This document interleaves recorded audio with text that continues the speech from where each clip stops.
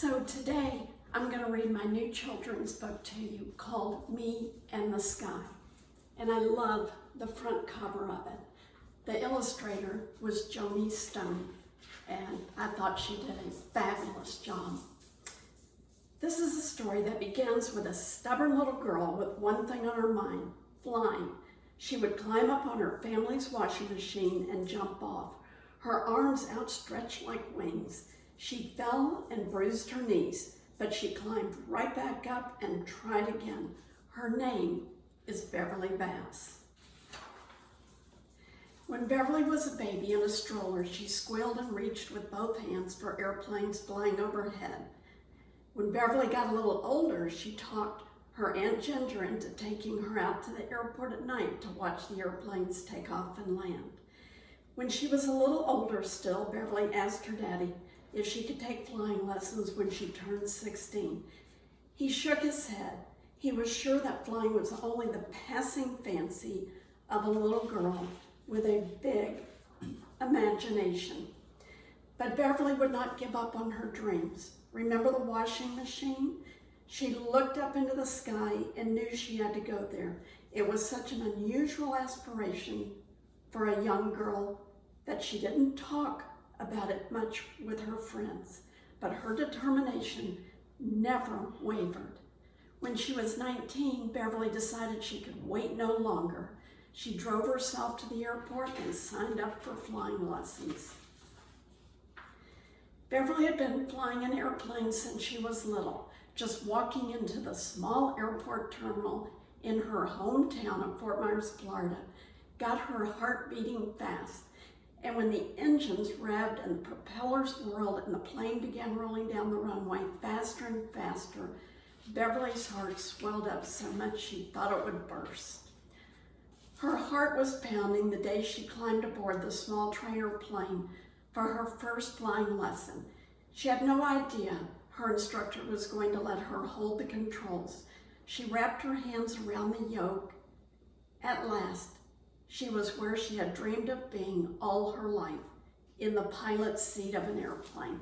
And I'll show you that nice picture.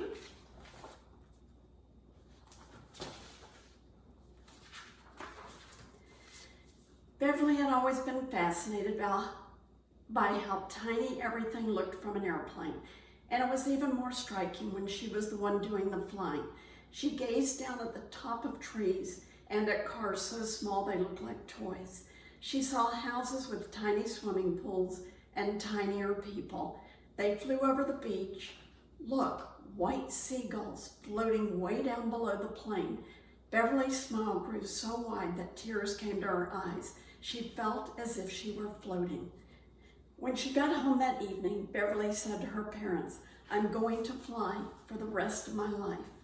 She was a natural, fearless, confident, and eager to learn. It wasn't long before Beverley was allowed to fly all by herself with no instructor on board the airplane. When she flew over her house, her mother would run outside and wave. Her parents were proud of their daring daughter. Beverley wanted to do more than just fly for fun. She wanted to be an airline pilot, the kind who wears a uniform and flies big airplanes filled with people.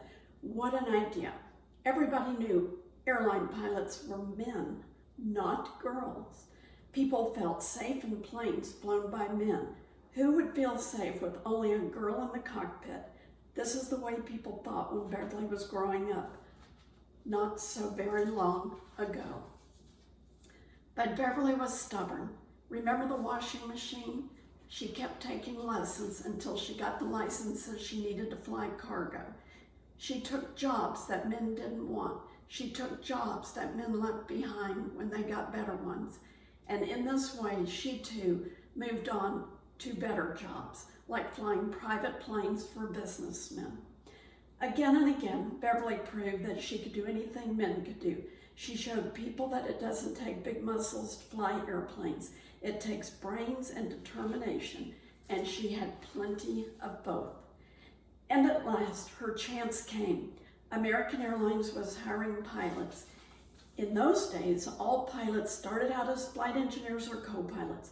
A flight engineer sits behind the co-pilot in the cockpit and ensures that all the systems make the airplane fly and are working properly. It is a great responsibility. Very few women in the United States held that position. Would American Airlines trust a 24-year-old woman with such a job? They did. 2 years later, Beverley moved up a seat, right next to the captain of the airplane. She had been promoted to co-pilot and was now one of only a handful of women in the United States who were first officers aboard a major passenger carrier. And I love this photo. A few years after that, Beverley's lifelong dream came true. She moved up once more into the captain's seat. At the age of only 34, Beverley Bass made history as the first woman ever to captain an American Airlines commercial airliner. When they gave Beverley her silver captain's wings, her heart filled with pride and her eyes with tears of gratitude. On one of her first flights as captain, Beverley flew into her hometown airport. The man who had let Beverley hold the controls on her first flying lesson was there to meet her, along with her parents, news reporters, her third grade teacher, and her lifelong best friend, Lori, and 100 other people.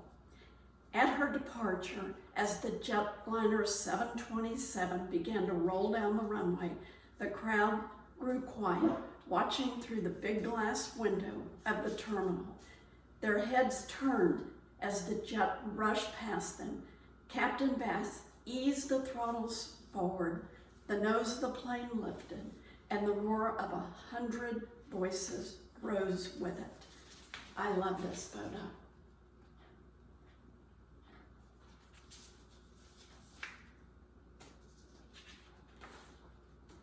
The little girl who used to jump off her mother's washing machine grew up to make history.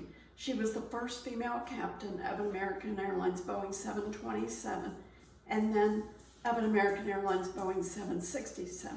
She was the first female to captain an all-female flight crew for American Airlines and was also the first female check airwoman, teaching other pilots to fly the big aircraft.